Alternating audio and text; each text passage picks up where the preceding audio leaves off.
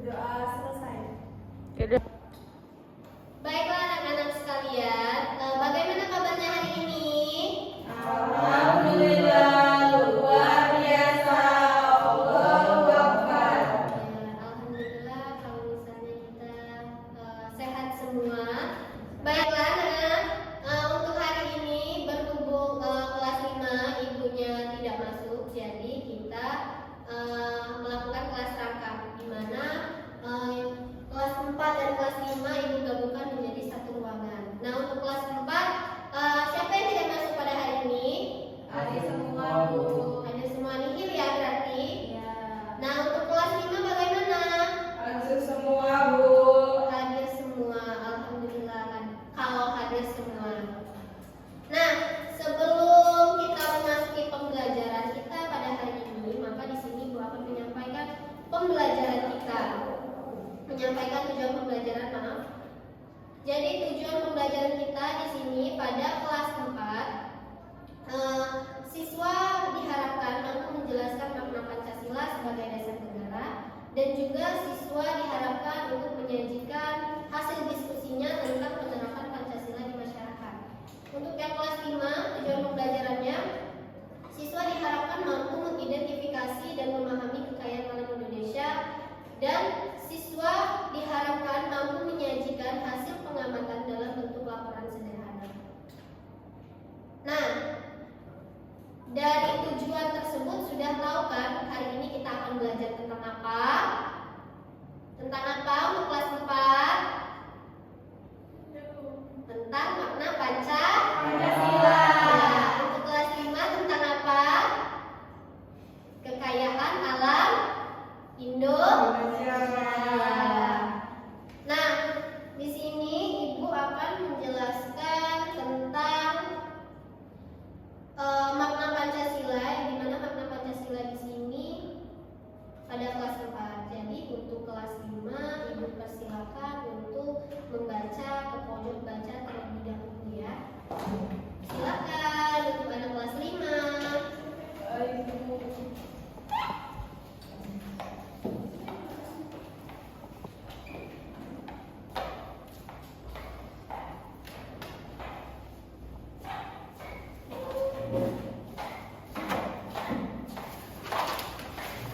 Baiklah anak-anak, untuk anak-anak kelas 4 kita akan belajar tentang makna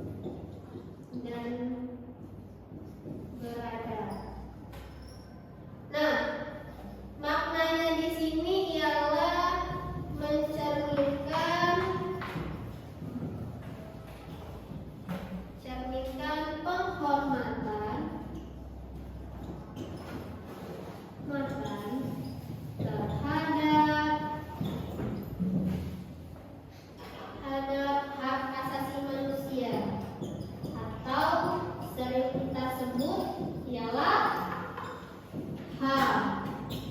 Hak asasi manusia. Nah, selanjutnya yang ketiga, sila ketiga. Bunyinya apa anak-anak sila ketiga?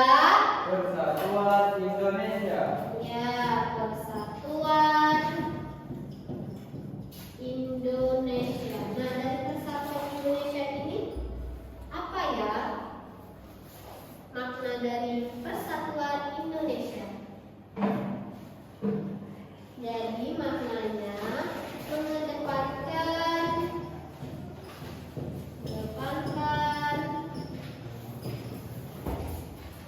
kepentingan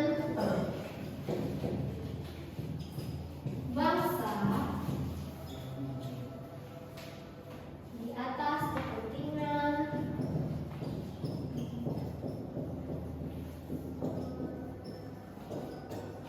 kepentingan pribadi atau golongan. Oh, ada 5. Sudah dicatatkan yang di atas? Sudah. Ya, sudah itu hapus ya. Yang keempat, sila keempat. Berbunyi apa sila keempat?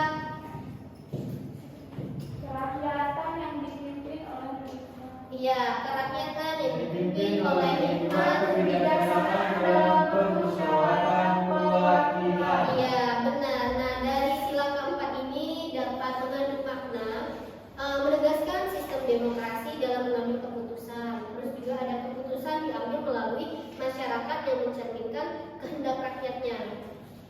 Yang terakhir, sila kelima. Bunyi apa sila kelima? Keadilan Sosial bagi seluruh rakyat Indonesia. Ya, benar. Jadi dapat kita simpulkan maknanya yang bisa kita ambil dari sila kelima ini menegaskan pentingnya pemerataan kesejahteraan sosial bagi seluruh rakyat Indonesia. Ya, terus menolak segala bentuk penindasan kesenjangan sosial. Nah, selanjutnya ya.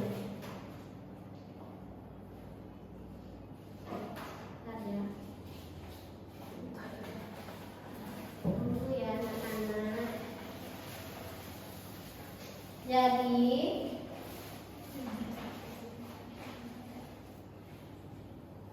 kan tadi sudah dijelaskan mengenai makna Pancasila. Jadi sudah tahu makna Pancasila itu apa saja. Nah, di sini Ibu akan membagikan sebuah kelompok. Kelompoknya jadi satu saja kelompok.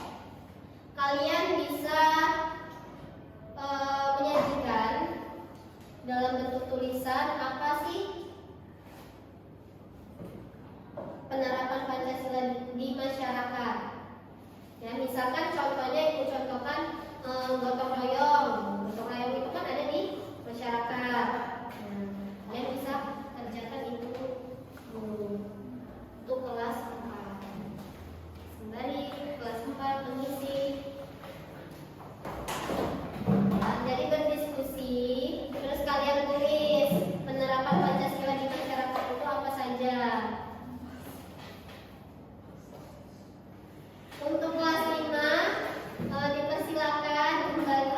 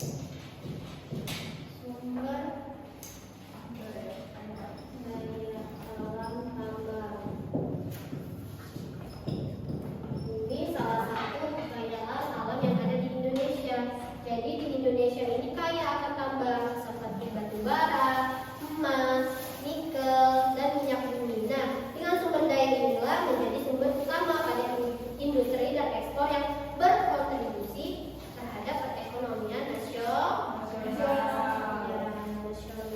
yang kedua itu ada sumber daya hutan. Sumber daya hutan. Nah, di sumber daya hutan ini dapat kita ketahui hutan di Indonesia ini berfungsi sebagai penyedia kayu, obat-obatan alami, serta ekowisata. Terus itu hutan juga penting dalam menjaga keseimbangan lingkungan dan dapat mengurangi dampak perubahan iklim kita, terutama yang ada di Indonesia. Selanjutnya yang ketiga ada sumber daya kelautan. Nah, sumber daya kelautan ini banyak ya. Salah satunya apa yang bisa kita ambil dari kelautan? Ya, ikan. Kerang. Ya, jadi sebagai negara Indonesia yang memiliki kepulauan yang besar, memiliki kepulauan yang luas, termasuk perikanan juga sumber kelautan, adanya terumbu karang dan energi pada kelautan. Nah, sektor ini memiliki potensi besar untuk meningkatkan kesejahteraan masyarakat pesisir. Selanjutnya itu ada sumber daya pertanian. Kira-kira kalau sumber daya pertanian itu ada apa saja anak-anak? Pertanian? Iya, persawahan, perkebunan, seperti padi. Nah, di Indonesia ini memiliki tanah yang subur, jadi dapat mendukung produksi pangan. Salah satunya ya tadi seperti padi, kelapa sawit, dan kopi. Nah, sektor pertanian inilah yang modern dan berkelanjutan dapat meningkatkan ketahanan pangan dan ekspor hasil bumi yang ada di Indonesia.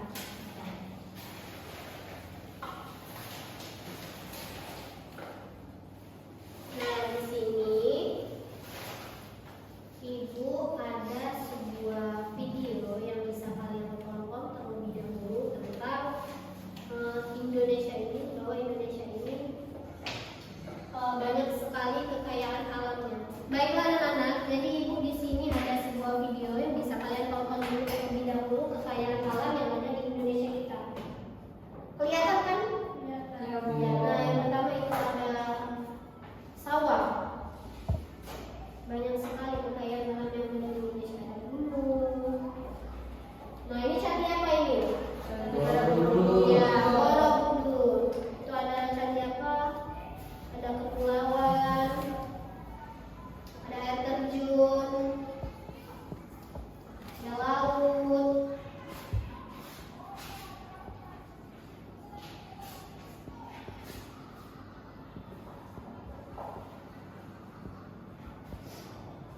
Ya, jadi di Indonesia itu beragam sekali budaya ya.